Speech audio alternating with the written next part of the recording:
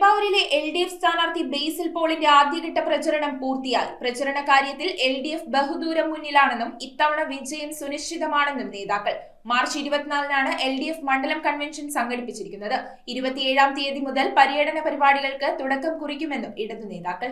പെരുമ്പാവൂർ നിയോജക മണ്ഡലത്തിലെ LDF സ്ഥാനാർത്ഥി ബേസിൽ പോൾ തന്റെ ആദ്യഘട്ട പ്രചരണം വിജയകരമായി പൂർത്തിയാക്കിയെന്ന് LDF നേതാക്കൾ വ്യക്തമാക്കി. പെരുമ്പാവൂരിന്റെ സർവ്വമേഖലയിലും ബേസിൽ പോൾ ഒരു വട്ടം പ്രചരണം നടത്തിക്കഴിഞ്ഞു. മുഴുവൻ ഗ്രാമപഞ്ചായത്തുകളിലും പെരുമ്പാവൂർ നഗരസഭയിലെ മുക്കിലും മൂലയിലുമെല്ലാം ഇടത് സ്ഥാനാർത്ഥി ഓടിയെത്തി. ഇടത് നേതാക്കളോടൊപ്പവും വ്യക്തിപരമായ സന്ദർശനത്തിലൂടെയുമാണ് LDF സ്ഥാനാർത്ഥി ഓരോ വോട്ടർമാരെയും നേരിൽ കണ്ടത്. ഇനി കൺവെൻഷനുകളുടെ ദിവസമാണെന്നും LDF നേതാക്കൾ വ്യക്തമാക്കി. 24-ാം തീയതി നടക്കുന്ന മണ്ഡലം കൺവെൻഷനുള്ള എല്ലാവിധ ഒരുക്കങ്ങളും പെരുമ്പാവൂരിൽ പൂർത്തിയായി.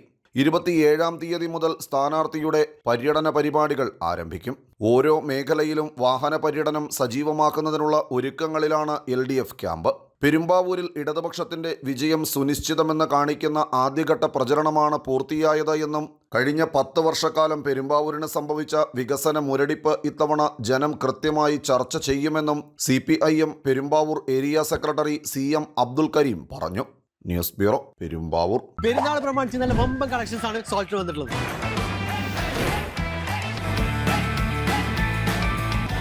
₹100 കുട്ടികളുടെ പാൻസ്, 999 രൂപയ്ക്ക് 3 ജീൻസുകൾ. ഇനി പെരുന്നാൾ കളറാവും. കൊച്ചി ചുള്ളിക്കലിലെ സോൾട്ട് ഹൈപ്പർ മാർക്കറ്റിലെ ദ സോൾട്ട് ഫാഷൻ.